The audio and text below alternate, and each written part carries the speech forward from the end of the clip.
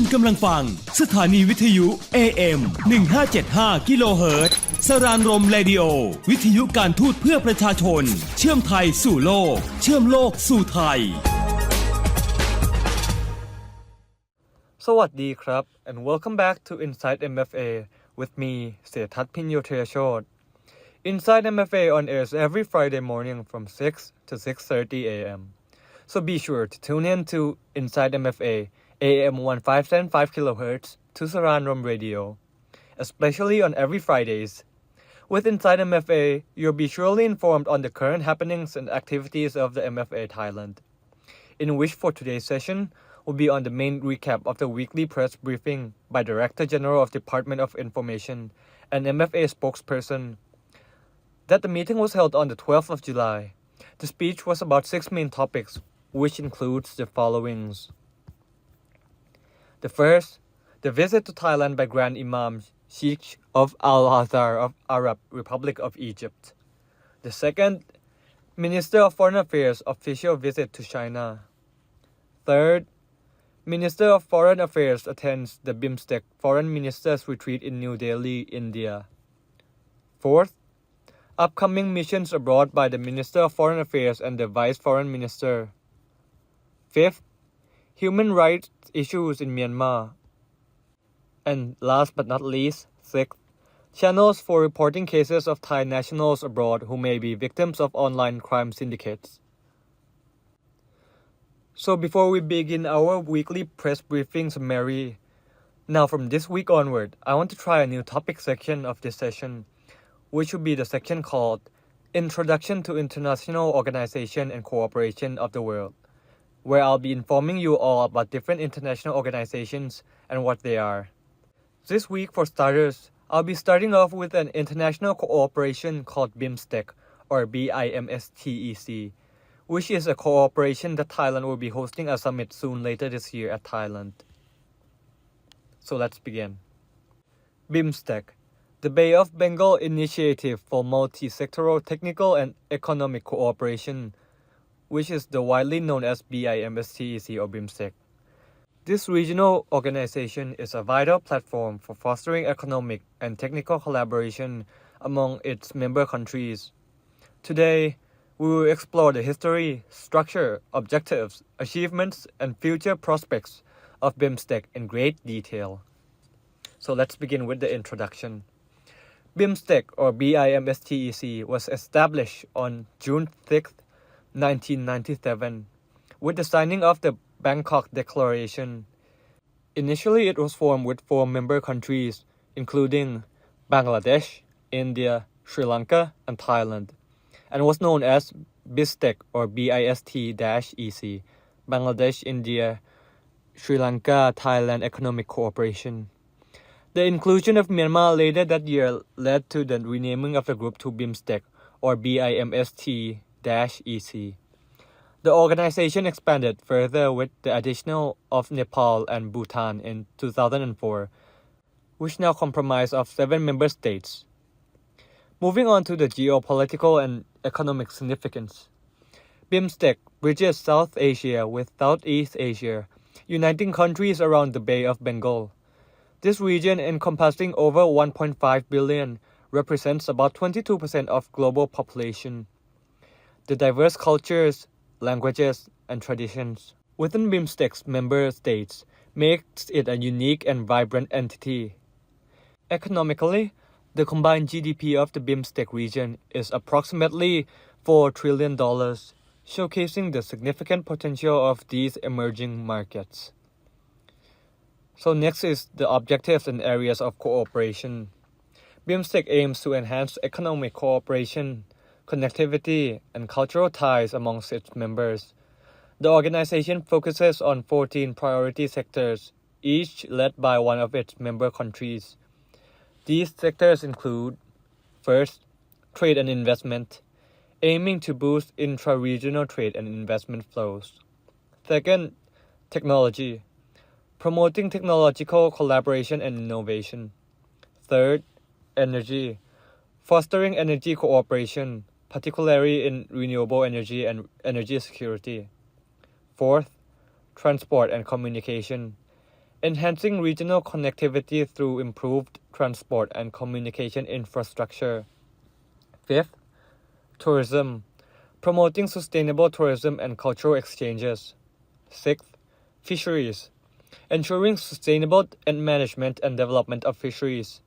Seventh, agriculture, enhancing agricultural productivity and food security. Eighth, public health, strengthening public health systems and cooperation. Ninth, poverty alleviation, addressing poverty and promoting inclusive development. 10th, counter-terrorism and transnational crime, combating terrorism and transnational crime. 11th, environment and disaster management, promoting environmental sustainability and disaster resilience.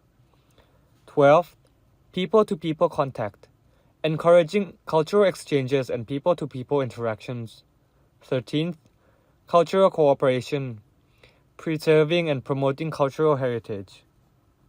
14th, climate change, addressing the impacts of climate change and promoting climate resilience. Moving on to the institutional framework, BIMSTEC operates through a structured hierarchy that facilitates cooperation and dialogue amongst its members. At the top is the BIMSTEC Summit, where the heads of state or government of member countries meet to set the organization's strategic direction. The summit is following by the ministerial meeting, which involves the foreign ministers of the member countries. Below this is the senior officials meeting, which consists of senior government officials who discuss and implement the decisions taken at higher level. Various expert groups focus on specific sectors and work on detailed plans and projects. The BIMSTEC Secretariat, established in Dhaka, Bangladesh in 2014, plays a crucial role in coordinating and facilitating the activities of the organization. The Secretariat ensures effective communication amongst its member states and oversees the implementation of BIMSTEC's projects and initiatives. So, what are the achievements and milestones of BIMSTEC? Over the years, BIMSTEC has made significant progress in several key areas. The first, trade and economic integration. One of major achievements is the ongoing effort to finalize the BIMSTEC Free Trade Agreement, FTA. This agreement aims to reduce trade barriers, enhance market access, and promote economic integration among member states. The successful implementation of the FTA is expected to boost intra-regional trade significantly, which will benefit all the member countries. Second, energy cooperation. In the energy sector, BIMSTEC has focused on promoting regional cooperation in renewable energy and energy security. The establishment of the BIMSTEC Energy Center in India is a testament to these efforts. The center facilitates research, development, and sharing of best practices in the energy sector. Third, connectivity and infrastructure. BIMSTEC has taken significant steps to improve regional connectivity. The BIMSTEC Transport Infrastructure and Logistics Study, BTILS, aims to enhance transport links and infrastructure with the region. Projects like the Kaladan Multimodal Transit Transport Project, which connects India and Myanmar, and the Asian Trilateral Highway, which aims to connect India, Myanmar, and Thailand, are pivotal in this regard. Fourth, disaster management. Given the region's vulnerability to natural disasters, BIMSTEC has placed a strong emphasis on disaster management and resilience. The organization has established a BIMSTEC Center of Weather and Climate in India, which provides accurate weather forecasts and early warning systems to member countries. Additionally, BIMSTEC conducts regular disaster management exercises and workshops to enhance regional preparedness and response capabilities. Fifth, cultural cooperation and people-to-people contact. BIMSTEC has made efforts to foster cultural exchanges and people-to-people interactions. Initiatives like the BIMSTEC Youth Summit and the BIMSTEC Cultural Festival that provide platforms for the young people and artists from member countries to connect and share their cultures. These initiatives help build mutual understanding and strengthen regional ties. So next is about the challenges and the way forward of BIMSTEC. Despite its achievements, BIMSTEC faces several challenges that needs to be addressed to realize its full potential, which includes the following. The first, political differences. Political differences and bilateral issues among member states can sometimes hinder regional cooperation. It is essential for member countries to prioritize regional interests and work collectively towards common goal. Second, infrastructure bottlenecks.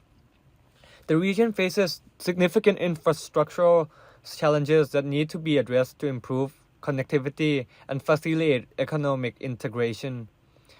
Investments in infrastructure development, particularly in transport and communication, are crucial.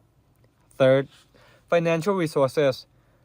Adequate financial resources are essential to implement BIMSTEC projects and initiatives effectively. Member countries need to explore innovative financing mechanisms and enhance their contributions to the organization. And the fourth, institutional strengthening. Strengthening BIMSTEC institutional mechanism is vital for its effectiveness. This includes enhancing the capacity of BIMSTEC Secretariat, improving coordination among member countries, and ensuring timely implementation of decisions. To address these challenges, BIMSTEC needs to adopt a multi-pronged approach, enhancing regional connectivity, promoting economic integration, and fostering cultural exchanges can play a pivotal role in overcoming these challenges. Additionally, member countries must commit to strengthening BIMSTEC institutional framework and providing the necessary resources to achieve its objectives. In conclusion, BIMSTEC holds immense potential to transform the economic and strategic landscape of the Bay of Bengal region. By fostering cooperation in diverse sectors, it can significantly contribute to the development and prosperity of its member countries.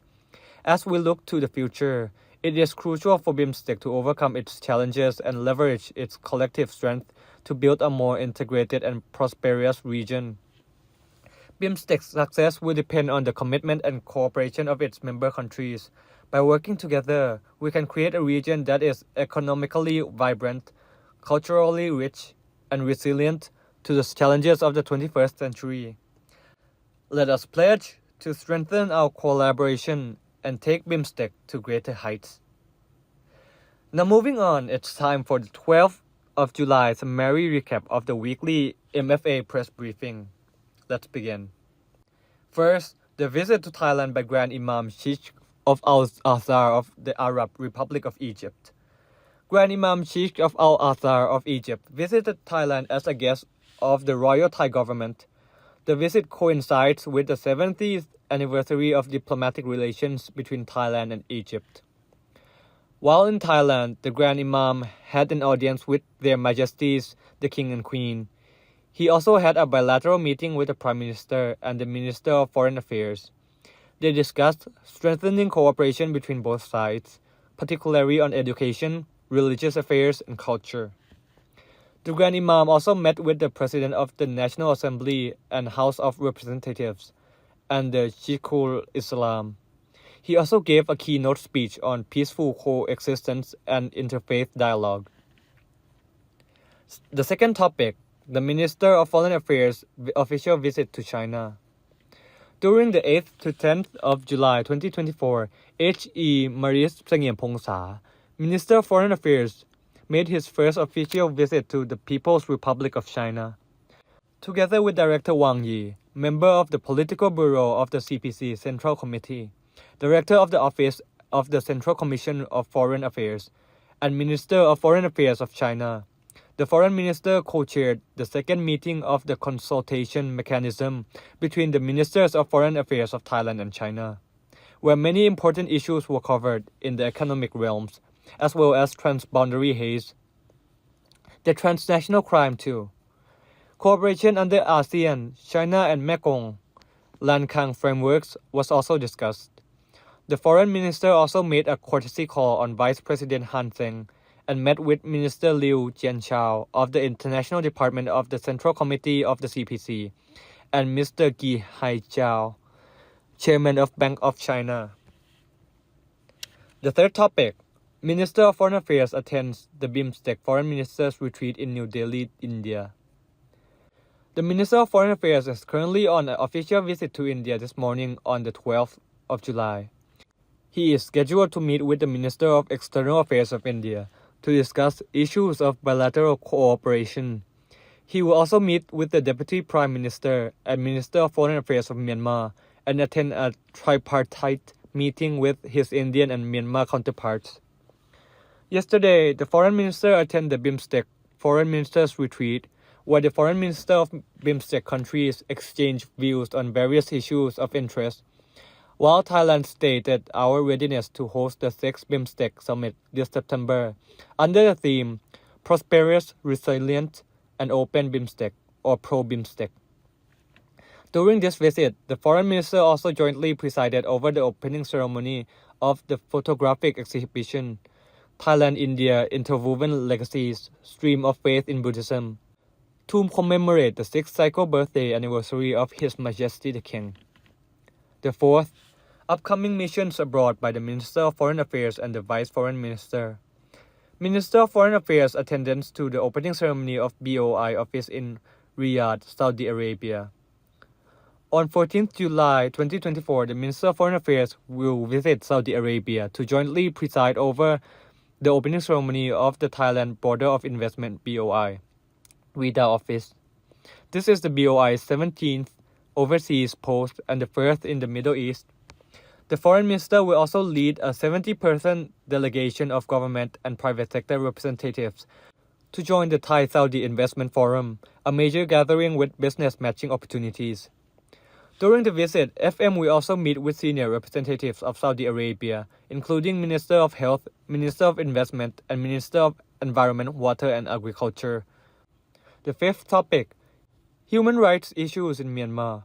Regarding the report of the UN Special Rapporteur of the situation of human rights in Myanmar, the Ministry of Foreign Affairs has already clarified on 27th of June 2024 and again on 29th of June 2024 that the ministry is aware and seeking clarifications regarding the report, and noted also that the Bank of Thailand, the Thai Bankers Association, and several Thai commercial banks had issued statements stating their clear policy of not supporting the purchase of weapons from any military organization in Myanmar, while placing the utmost importance on preventing and prohibiting financial transactions for the purchase of weapons that are used in the violation of human rights. As a result of the meeting of the Parliamentary Committee on National Security yesterday, the Bank of Thailand and the Anti-Money Laundering Office will conduct further investigations and report on the result to the committee within 30 days. The last topic, the sixth topic, channels for reporting cases of Thai nationals abroad who may be victims of online crime syndicates. The ministry has coordinated with the Cybercrime Investigation Bureau of the Royal Thai Police to establish channels for reporting on cases where Thai nationals abroad may have been victims of cybercrime syndicates. The ministry urged Thai nationals to remain vigilant on conducting financial transactions, especially with persons or people unknown to them. MFA also reiterates that Royal Thai embassies and consulates general do not request personal information or money transfers via telephone. So that's all for the weekly press summary of the 12th of July. As usual, that's all the time I have for today.